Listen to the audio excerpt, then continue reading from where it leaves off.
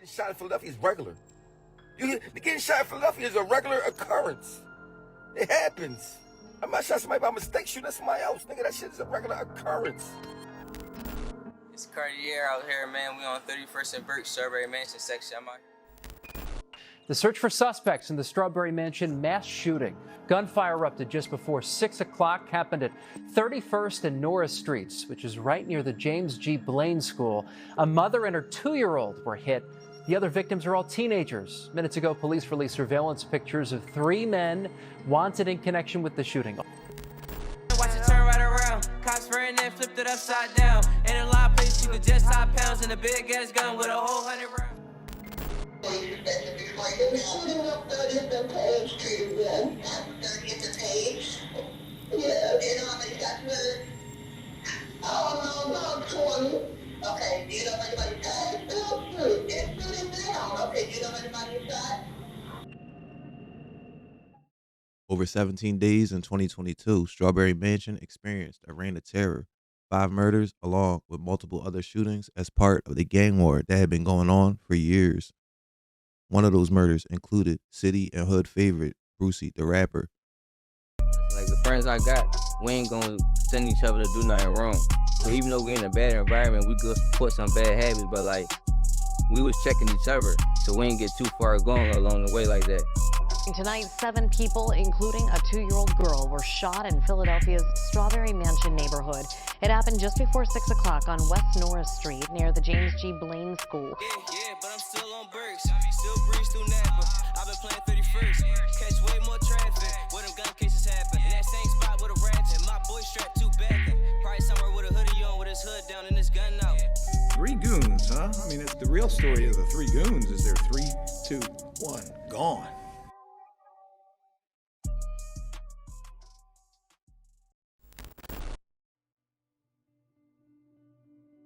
Strawberry Mansion, situated high on the banks of the Schuylkill River, adjacent to Fairmount Park, for venues like the Dell East and its proximity to Smith Playground. In the 1930s and the 1940s, Strawberry Mansion was a thriving, dense, urban enclave, predominantly Jewish. Approximately 60% of the neighborhood's population was Jewish, totaling around 50,000 residents living between Lehigh and Oxford and 29th to 33rd Street. Within a single generation, the neighborhood's demographics shifted profoundly following the Brown v. Board of Education decision and the passage of the GI Bill. Jewish residents began selling their homes and moving out, often to newly constructed housing outside the city. This new community, however, faced systemic barriers, including public housing concentration and welfare bureaucracy that prevented upward mobility. By 2010, census data showed that Strawberry Mansion was 94% black. Its economic decline was stark. In 2000, the neighborhood recorded the lowest average home price in the city. Strawberry Mansion has acquired the reputation as one of Philadelphia's most dangerous areas, characterized by its large area, large population, and historic under-policing. Ago, we heard about Strawberry Mansion High School inside Philadelphia. For 5 straight years, it has been considered one of the most dangerous schools in this country. Located in a neighborhood where 40% of the families live in poverty, the city's highest number of homicides and assaults. In early 2022, the neighborhood was gripped by a 17-day period of intense violence.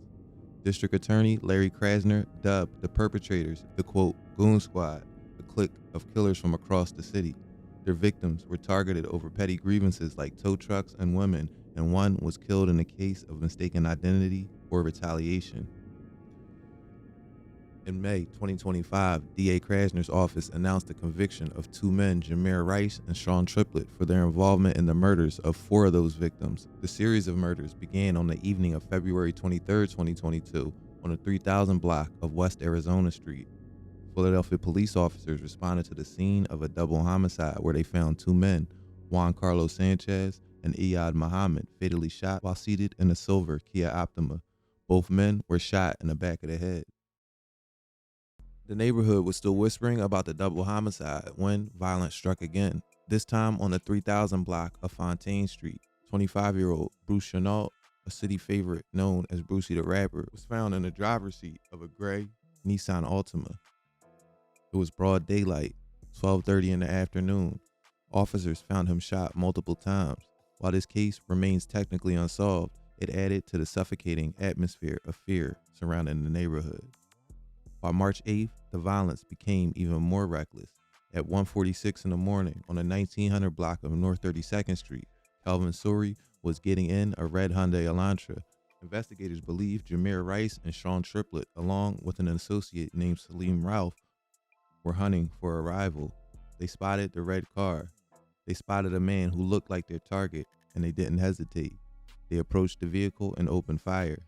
Ballistics later recovered 2 .45 caliber, 20 .40 caliber, and 8 9mm casings. It was an execution, but it was a mistake. Calvin Suri wasn't their rival. He wasn't their intended target. He was just a young man who happened to be at the wrong place at the wrong time. Jameer Rice, or First 48 Goon as he was called, or Black Goon, was later implicated in Calvin Suri's murder after ATF investigators obtained a search warrant for Salim Ralph's cell phone, which contained evidence of phone conversations between Black Goon and others in the lead up to the killing. Investigators believe Suri was shot to death in a case of mistaken identity, as I said. 3 days later, on March 11th, the final act of the spree.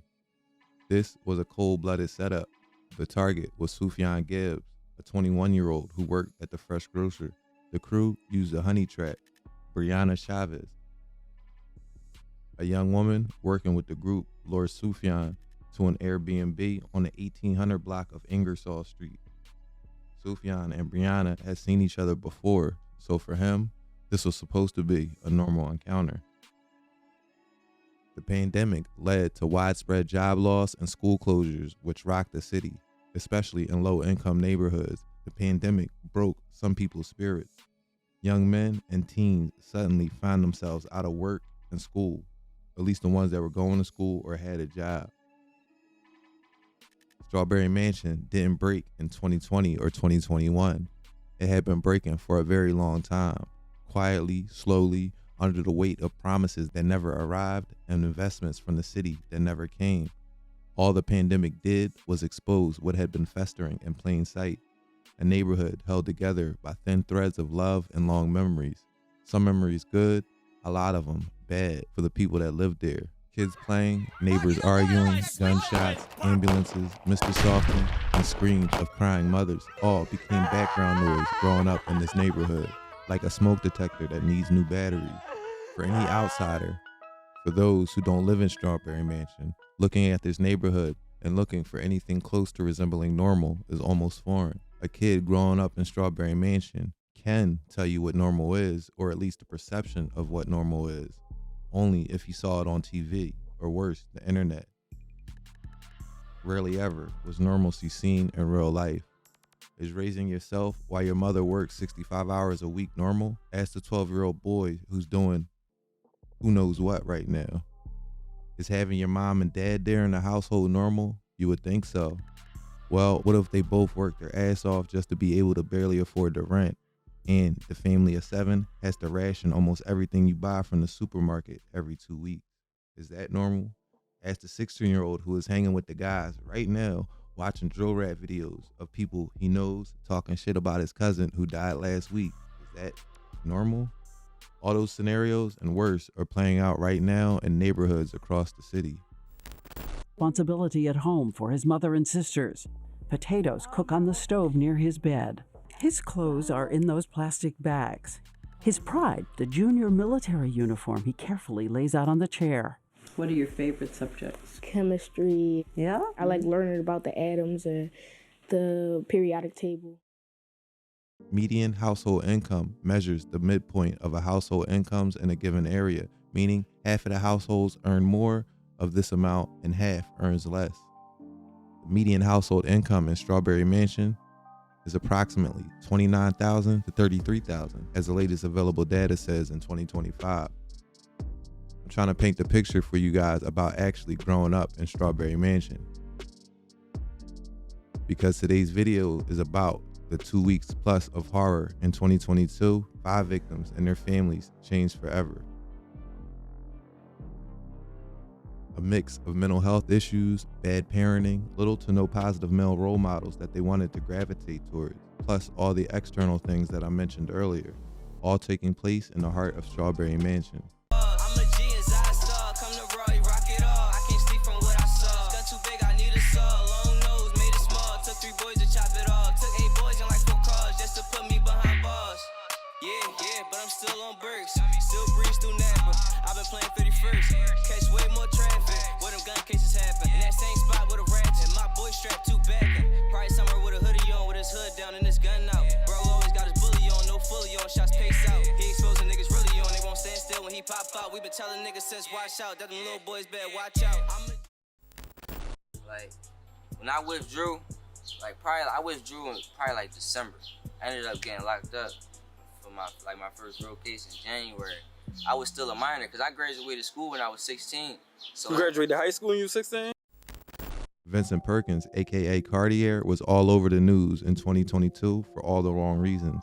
An aspiring rapper caught in the mix, he became a symbol of the culture's dangerous intersection of kids who get caught up in the streets even when other options are available. An elderly person in the neighborhood who hears shots and calls 911.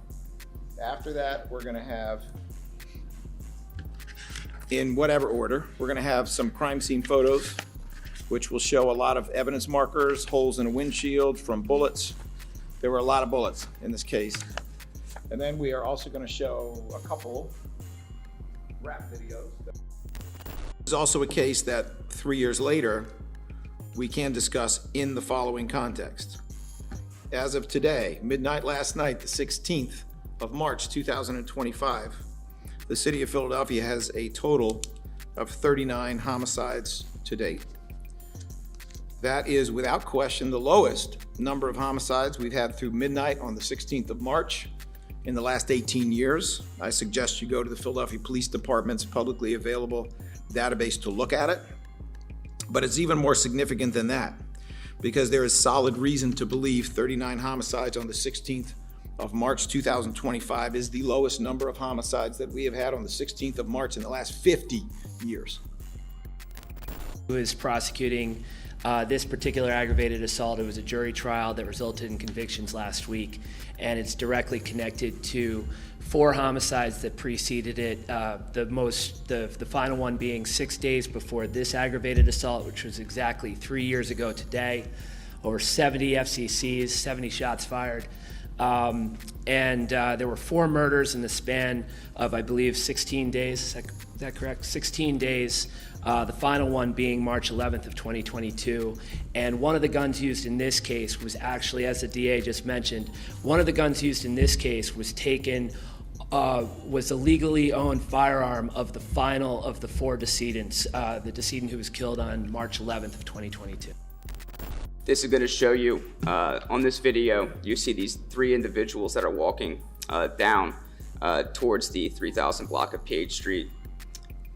What you don't see in this video is these 3 individuals had already cased the block. This is a premeditated shooting. They planned to shoot somebody on this block.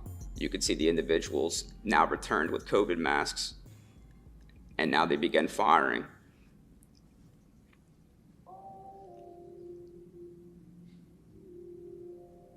Again, this is 76 shell casings, and we have at least 4 different caliber guns, and we have also at least 5 firearms. So you're going to see 2 of the offenders run back to the 3000 block of Fontaine Street. That's where they were all meeting prior to this shooting. And these 2 individuals were never identified.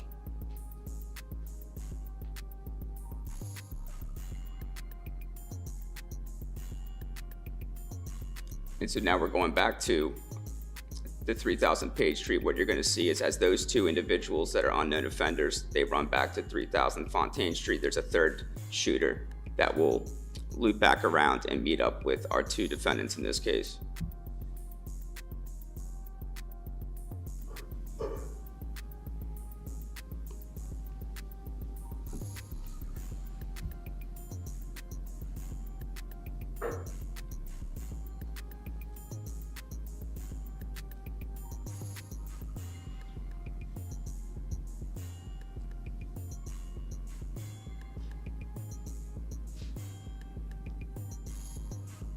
This is the first offender. This is Jameer Rice.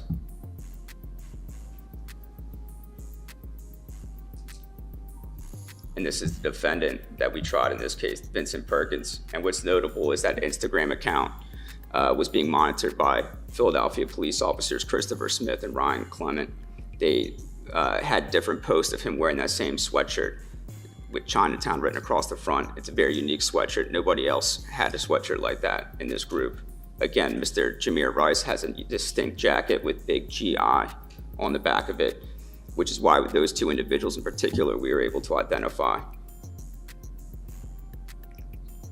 And again, we have another barrage of bullets flying down 3000 block of Page Street. As you recall, that 911 call, the elderly woman was calling saying they're shooting again. This is what she meant. There was a first round of bullets, and then these three offenders put a second round of bullets down the block.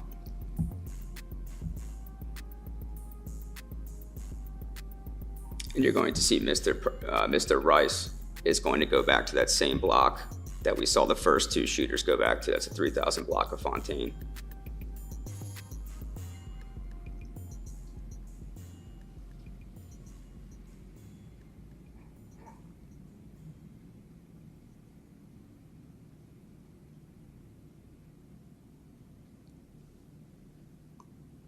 And again, this is another post of Mr. Rice wearing that same jacket with an eyeball on it in a different social media post. And his Instagram tag name is First 48 Goon, which is a reference, as District Attorney Krasser said, there's a music video where they call themselves the Three Goons, so that seems to be a moniker that he goes by. And additionally, the First 48 is a television show. It investigates the first 48 hours of a homicide, that if detectives don't get a lead in the first 48 hours, the chances of solving a murder are cut in half. As we know, that Mr. Rice is being charged with 4 murders, so that's no coincidence. That is his screen name for his Instagram. And what you just saw on the screen was the complaining witness in this case.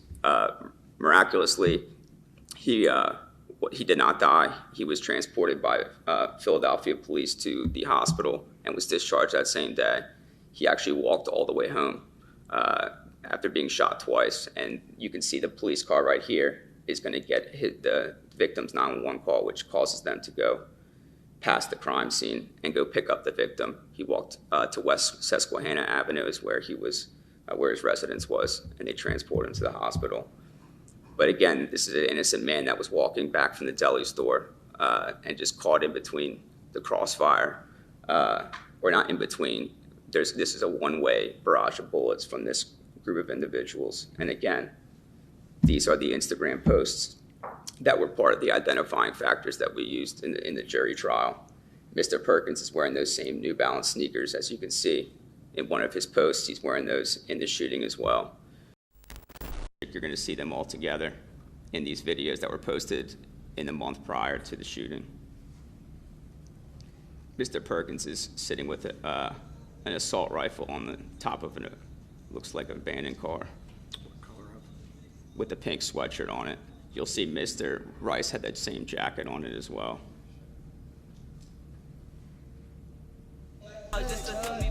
Again, Mr. Perkins wearing the same pink hoodie.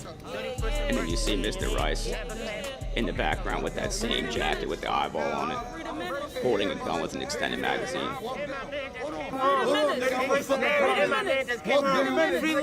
Don't come down this one way or you get whacked. We turn the houses to tree houses, you turn the cars to moped. You can see the amount of guns that this group has. We have assault rifles, multiple handguns with extended clips.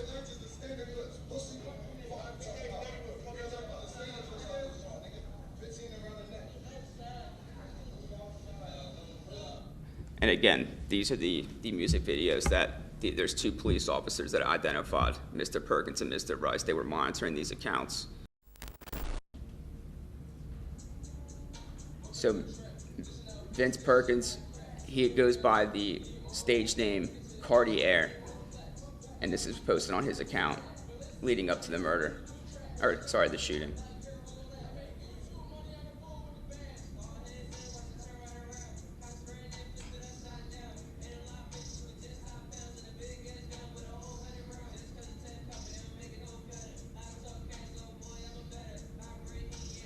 And what we're seeing right now, that clip with the balaclava, that was another unique identifying factor. Because if you notice, when he's doing the shooting, he's wearing a balaclava, and it was the same shape, same distinct features.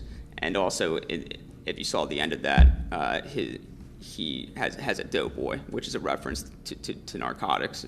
As you saw them, they were chefs, and they were cooking up dope.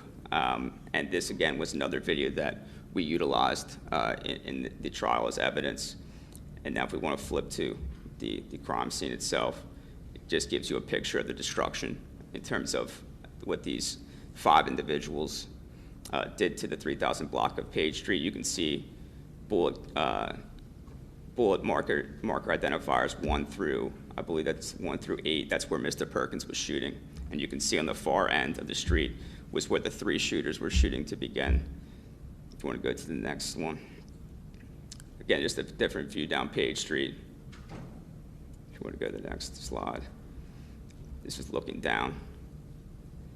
If you go to the next one, this is just a prime example of, we're lucky that nobody was in that car. And this is 3:48 p.m. Kids were coming home from school.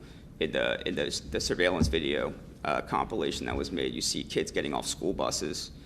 There was a kindergarten that had to be locked down because of this shooting.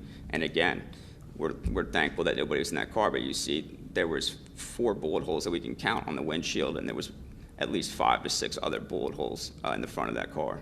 So all heads in, watch it turn right around. Cops ran in, flipped it upside down. In a lot of places you could just hide pounds in a big ass gun with a whole 100 rounds. Just cause it's tab covered, they don't make it no better. I talk cash, oh boy, I'm a better. I bring heat, yeah, I'm a upsetter. Sip lean, smoke weed, yeah, and I knew better. But I be alright if my pill don't catch me. I won't sit down, won't let them arrest me. And I ain't even mad that I spend time stressing. I ain't do no wrong, I'ma get my blessing. Still walk around strong with my weapon. I'm the only one out here to protect. On Wednesday, February 23rd, 2022, at 10:41 p.m., Philadelphia police responded to the 3000 block of West Arizona Street. Upon arrival, officers discovered 2 victims inside of a silver Kia Optima with Delaware temporary tags. The car had crashed head-on into a white Ford van parked on the sidewalk. The driver, Juan Sanchez, or Poppy, and the passenger, Iyad Muhammad, were each shot in the back of the head. Recovered from the car were 40 and 45 caliber shells. Surveillance video recovered from the Rogelio Food Market, which is on York Street, captured the back of the property, the 3000 block of West Arizona Street, and at around 10:35 p.m., the video captures a collision with a parked white van. Shortly after, the video captures 2 individuals in dark clothing walking westbound from the area of the collision on West Arizona Street towards 31st Street. Detectives got the info from Poppy's phone that saw that an exchange of money over a car or tow truck of some sort was supposed to happen, but this never went down.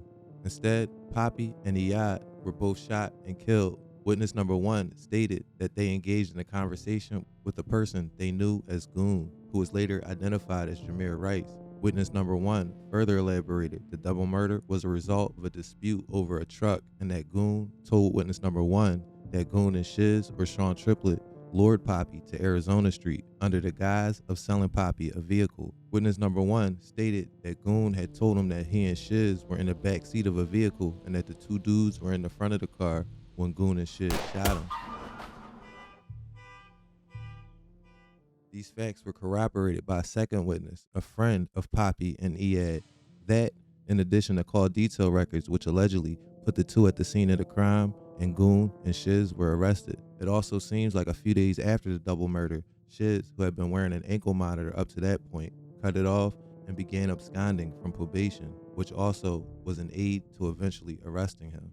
Shiz's phone records reveal an intense pattern of communication with the victim, Juan Carlos Sanchez, in the weeks leading up to the murder. 249 calls and text messages exchanged between February 4th, 2022 and February 23rd, 2022. The last communication was an incoming call from Shiz to Sanchez at around 10:30, approximately 5 minutes before the crash and shooting were captured on surveillance. Following the murder, Sean Triplett never contacted Juan Carlos Sanchez again, according to police.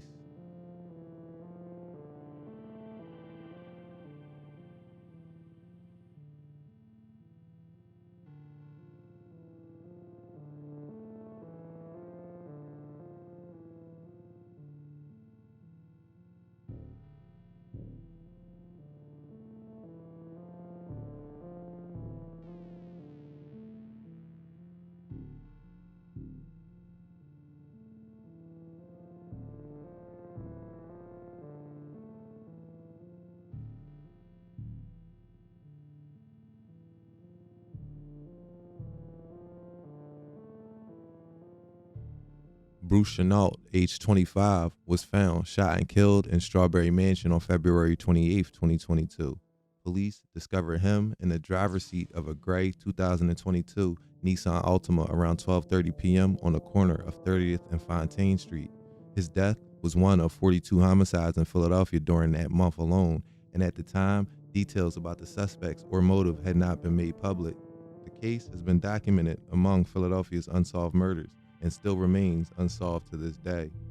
On March 30th, 2022, the ATF started an investigation into all three murder events I just mentioned. While the families of Brucey, Poppy, and Iyad were reeling from the loss of their loved ones, the violence would continue. In 2022, Philadelphia was in shock after the bloody massacre that was 2021, the worst year in Philly recorded history when it comes to murders.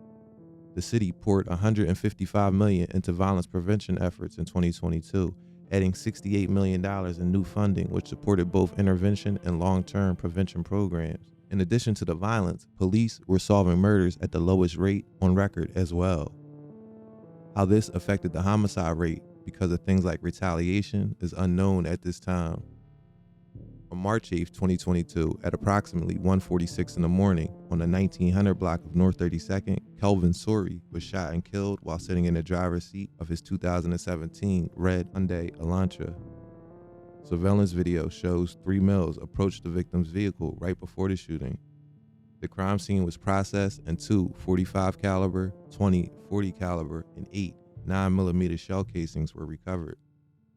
On April 21st, 2022, about a month and a half after the murder, ATF investigators observed and recorded two separate Instagram live videos being hosted by the account YL.Hero, depicting a man driving with an apparent black semi-automatic pistol equipped with a high-capacity drum magazine on his lap. ATF investigators immediately recognized the male to be Salim Ralph.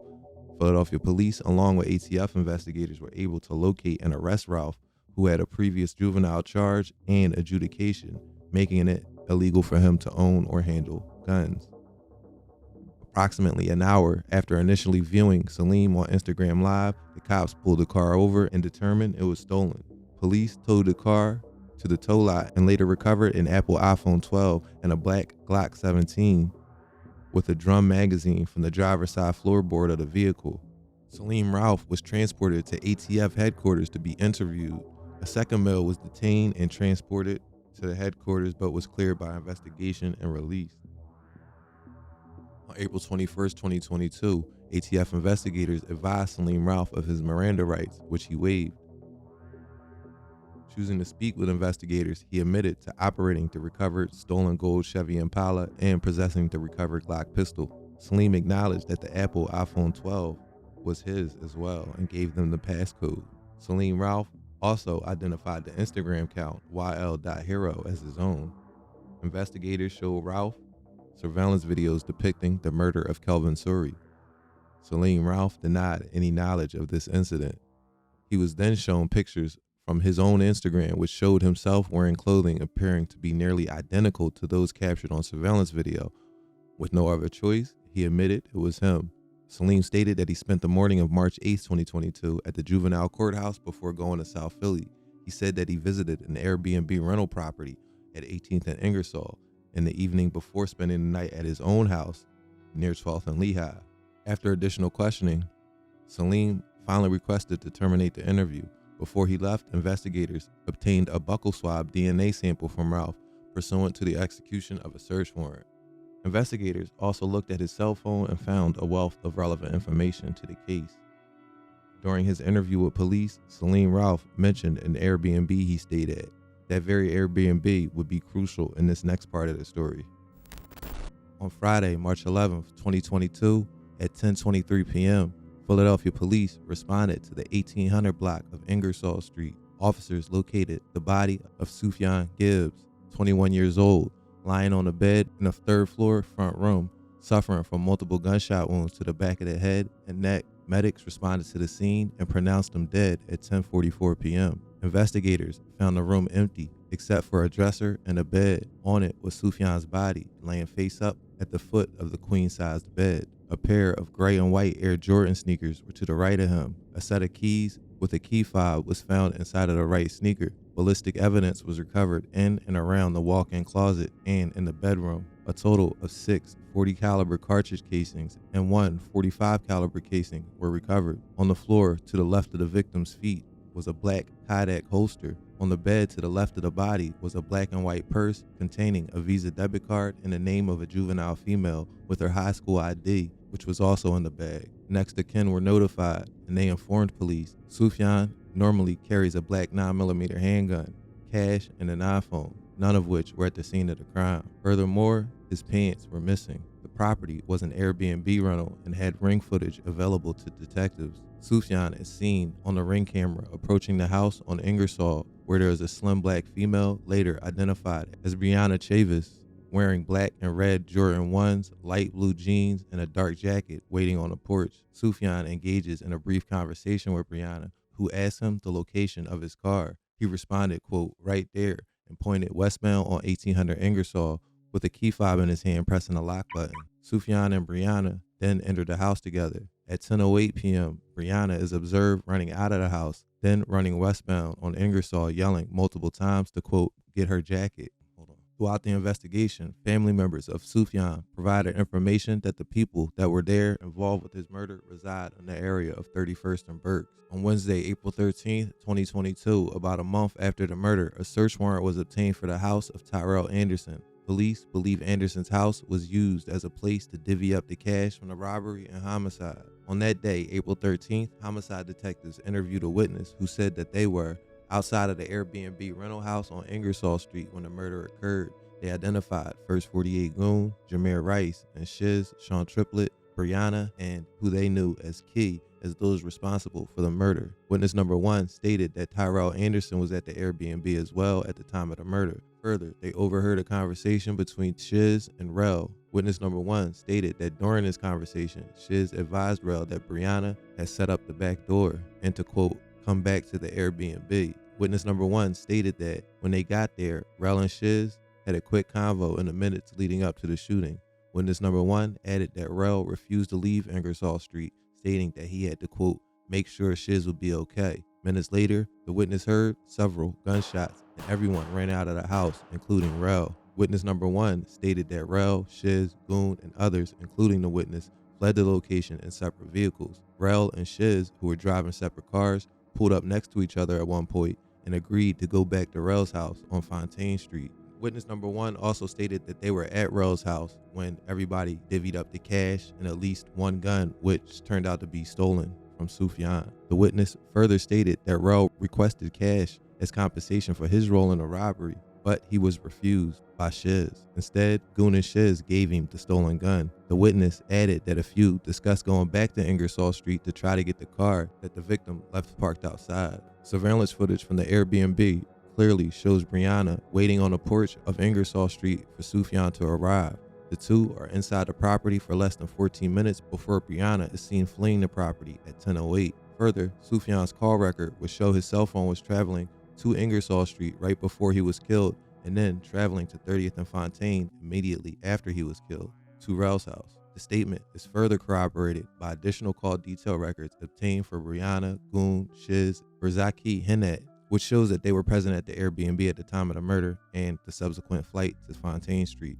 On Wednesday, April 13th, 2022, Brianna herself came into the homicide unit and provided detectives with a post-Miranda statement admitting to inviting Sufjan to Ingersoll Street to be robbed by her boyfriend Zaki and his friends. Brianna stated she walked the victim to the 3rd floor and promised to have sex with him and the other girl that was there that day, but knew the victim instead would be robbed. While Sufjan was getting undressed, Goon and Shiz and Zaki came into the room, shot and killed him, and then took his gun, cell phone, money, and fled. After the murder, Brianna stated that she ran from the house and got into the car of one of the robbers and drove away. Brianna was subsequently arrested and charged with murder and related offenses. Searches of the other girl's Instagram shows pictures of her and Goon in the 3rd floor bathroom of that very same Airbnb, flashing guns in the days leading up to the incident. Call detail records for Brianna's phone showed that the contact of my boy in her phone, which was contacted 730 times between January 1st and April 1st, was that of Zaki Hinat. Hinat is her boyfriend. On the night of the murder, Brianna sent Zaki texts like, "Hurry up, please, I'm scared. Please hurry to this address," and gave the address to Ingersoll Street. In May of 2025, Judge Glenn Bronson delivered the final word: life in state prison without the possibility of parole. Jameer Rice and Sean Triplett are now, as Larry Krasner put it, the Gone Squad. But locking 2 men away doesn't undo the damage of those 17 days or the years of pain brought by the streets. It doesn't bring back Juan Sanchez. It doesn't bring back Iyad Muhammad. It doesn't bring back Kelvin Suri or Sufjan Gibbs. Strawberry Mansion is still standing on the banks of the Schuylkill. The $155 million in violence prevention funds, the police redeployments, the political promises, they're often just lines on a budget sheet. The reality is still lived right here on the blocks between Lehigh and Oxford. The neighborhood remains a place of deep contradictions. As we said at the start, it's held together by thin threads of love and long memories. But for the 5 families of the victims, those memories now end in 2022. But the fog of grief never really lifts. If you want to see more in-depth investigations into Philadelphia's history and current events, please subscribe. Rest in peace to the victims mentioned in this story, and I'm going to leave it there for now. Thanks for watching American Confidential, and until next time, be safe.